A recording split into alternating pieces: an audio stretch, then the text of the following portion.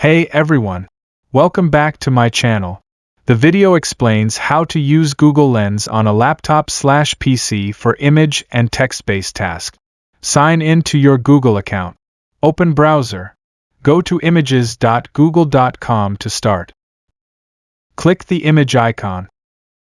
Upload or drag-drop a picture. Google Lens analyzes it and shows similar images and info. Reverse image search.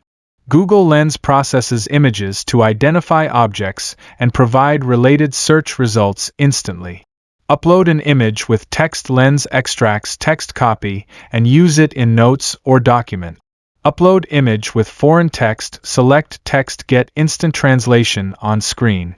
Highlight extracted text. Right-click, copy-paste anywhere. Google Lens is a powerful tool for image recognition, text extraction, and translation on PC. If you found this video helpful, don't forget to like the video, subscribe, and press the bell icon for more quick tech tutorials. Thanks for watching.